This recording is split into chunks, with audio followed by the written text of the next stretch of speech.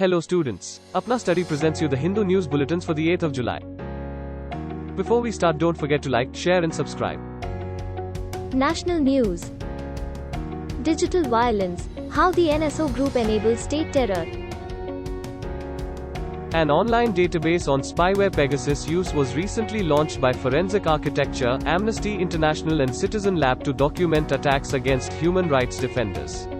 An interactive platform, Digital Violence, How the NSO Group Enables State Terror, was launched on July 3rd. The spyware enabled an attacker to get complete access to a person's phone, Amnesty said. NCBS retracted research paper, Key Findings Management. National Center for Biological Sciences, NCBS, retracted research paper.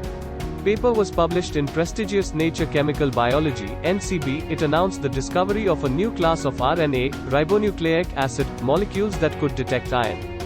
Independent commentators said images included with the article, that provided critical proof of the discovery, appeared manipulated.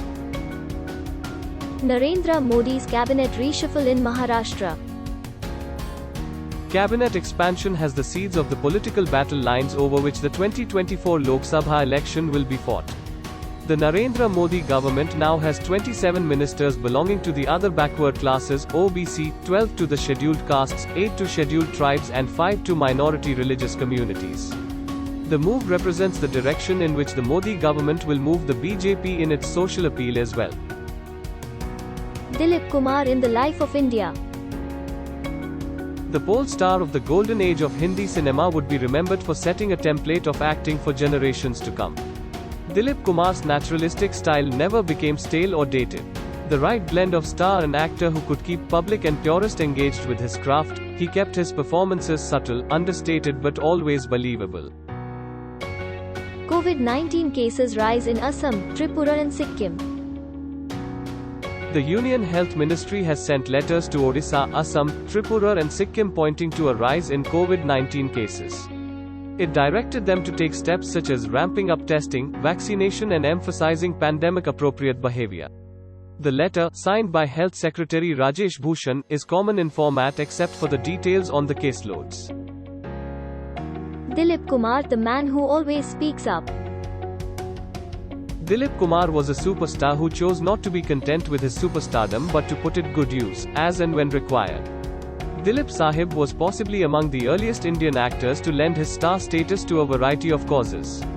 He was an early patron of the National Association for the Blind, NAP, who never missed its annual fundraising train run.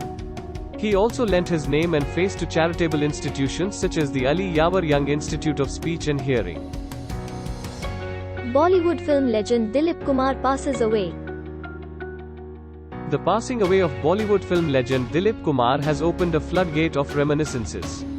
It was in the main theatre of Pune's Film and Television Institute of India, FTII. The legendary actor finally watched one of his defining classics, Mughal-e-Azam, for the first time in his life. International news. The Taliban launched a major assault on a provincial capital in Afghanistan. Fierce fighting erupted in the western city of Kala-i-Noor, the capital of Bajis. The Taliban seized police headquarters and offices of the country's spy agency.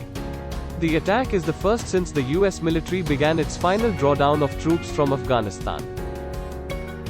Facebook, Twitter, Google and their source Trump says he is filing class action suits. Mr. Trump said he was serving as lead plaintiff in the class action suits, claiming he has been wrongfully censored by the companies. The former US president was suspended from Twitter and Facebook after his followers stormed the Capitol building on January 6. Under Section 230 of the 1996 Communications Decency Act, Internet companies are generally exempt from liability for material that users post. Haitian President Jovenel Moïse and his wounded wife in their home.